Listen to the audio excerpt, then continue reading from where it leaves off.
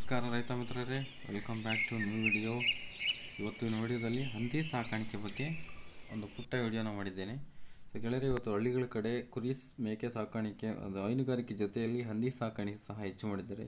ಅಂದರೆ ಕಡಿಮೆ ಸ್ಥಳಾವಕಾಶದಲ್ಲಿ ಕಡಿಮೆ ಖರ್ಚಿನಲ್ಲಿ ನಾವು ಹಂದಿ ಸಾಕಾಣಿಕೆ ಮಾಡಿ ಅಧಿಕ ಲಾಭ ಗಳಿಸಬಹುದು ಅನ್ನೋದಕ್ಕೆ ನಾನು ಸಂದರ್ಶನ ಮಾಡಿದಂತಹ ಈ ಒಂದು ಚಿಕ್ಕ ಹಂದಿ ಸಾಕಾಣಿಕೆಯ ಒಂದು ಉದ್ಯಮಕ್ಕೆ ತುಂಬ ಒಳ್ಳೆಯ ರೆಸ್ಪಾನ್ಸ್ ಇದೆ. ಇದರಲ್ಲಿ ಕಡಿಮೆ ಖರ್ಚಿರುತ್ತೆ, ಅಧಿಕ ಲಾಭ ಇರುತ್ತೆ. ಹೇಗೆ ಅಂತ ಅಂದರೆ, ಇವರು ಹೆಚ್ಚಿನದಾಗಿ ಇವುಗಳಿಗೆ ಯಾವುದೇ ರೀತಿ ಫೀಡನ್ನು ತಂದು ಕೊಡೋದಿಲ್ಲ. ಹೊರಗಡೆ ಇವುಗಳನ್ನು ಬಿಟ್ಟು ಮೇಯಿಸೋದ್ರಿಂದ ಇವುಗಳ ಫೀಡ್ ಕಾಸ್ಟ್ ಕಡಿಮೆ ಆಗುತ್ತೆ, ಸ್ಥಳಾವಕಾಶ ಕಡಿಮೆ ಆಗುತ್ತೆ. ಸಪ್ರೇಟ್ ಶೆಡ್ ಬೇಕಿಲ್ಲ. ಈ ಮಾದರಿಯ ಒಂದು ಚಿಕ್ಕ ಜಾಗದಲ್ಲಿ ನಾವು ಹಂದಿ ಸಾಕಾಣಿಕೆಯನ್ನು ಮಾಡಬಹುದು. ಇದು ಕೇವಲ ಒಂದು ವರ್ಷಕ್ಕೆ ಸುಮಾರು 15-20 ಮರಿಗಳನ್ನು ನೀಡೋದ್ರಿಂದ ಕನಿಷ್ಠ ಅಂದರೆ ಒಂದು ಮರಿಗೆ 5,000 ರೂಪಾಯಿ ಬೆಲೆ ಬಾಳುವಂಥ ಒಂದು ಸಂದರ್ಭದಲ್ಲಿ 20 ಮರಿಗಳು ಅಂತ ಅಂದರೆ ಅದು ಒಂದು ಹಂದಿಯಿಂದ ಸುಮಾರು ಆದಾಯವನ್ನು ನಾವು ಕಾಣಬಹುದು.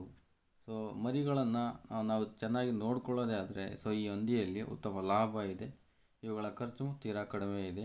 ನೋಡಿ, ಈ ರೀತಿಯಾಗಿ ಅದನ್ನು ಬಂಡೆ ಕೇವಲ ಕಲ್ಲು ಚಪ್ಪಡಿಯಲ್ಲಿ ಅದರ ಮನೆ ನಿರ್ಮಿಸಿಕೊಟ್ರೆ ಅದು ಆರಾಮಾಗಿರುತ್ತೆ. ಹೊರಗಡೆ ಬಿಟ್ಟು ಅದನ್ನು ಮೇಯಿಸೋದ್ರಿಂದ ಅದು ಎಲ್ಲವನ್ನೂ ತಿಂದು ಚೆನ್ನಾಗಿ ಮೈ ಬೆಳೆಯುತ್ತೆ.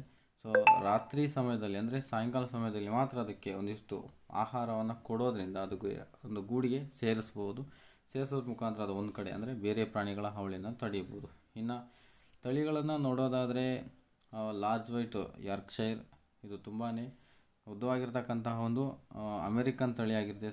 ಇಂಗ್ಲೆಂಡ್ ತಳಿಯಾಗಿದೆ ಇದು. ಅದೇ ರೀತಿ ಡ್ಯುರ್ಯಾಕೋ ಇದು ಬಂದುಬಿಟ್ಟು ಅಮೆರಿಕನ್ ತಳಿ. ಈ ಒಂದು ಹಂದಿ ಜಾತಿಯಲ್ಲಿ 300-450 kg ತನಕ ಇದರ ತೂಕವನ್ನು ಹೆಚ್ಚಿಕೊಳ್ಳುವ ಸಾಮರ್ಥ್ಯ ಈ ಹಂದಿ ತಳಿಯಲ್ಲಿರುತ್ತೆ. ಅದೇ ರೀತಿ ಇನ್ನೂ ಬೇರೆ ಈ ಲ್ಯಾಂಡ್ ರೇಸ್ ಅಂತಕ್ಕಂಥ ಒಂದು ತಳಿ ಇದೆ. ಇದು ಸಹ ಹಂದಿ ಜಾತಿಯಲ್ಲಿ ಒಂದಿದು. ಈ ಲ್ಯಾಂಡ್ ರೇಸ್ ಬಂದ್ಬಿಟ್ಟು ಡೆನ್ಮಾರ್ಕಿನ ಒಂದು ಹಂದಿ ತಳಿಯಾಗಿದೆ. ಹಾಗೆ ಅಮೆರಿಕನ್ ವೈಟು ಈ ರೀತಿ ಬೇರೆ ಬೇರೆ ಇರುತ್ತೆ.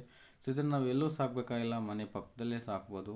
ಇಲ್ಲಿ ಮಾಡಿದರೆ ಆ ಒಂದು ವಿಡಿಯೋನ ನೋಡಿ. ಇದೇ ಶೆಡ್ಡಲ್ಲೇ ಮನೆಯ ಮುಂದೆಗಡೆನೇ ಸಾಕಿದರೆ ಇದನ್ನು ಮಾಡ್ಬೋದು. ತುಂಬ ಉತ್ತಮವಾಗಿರುತ್ತೆ.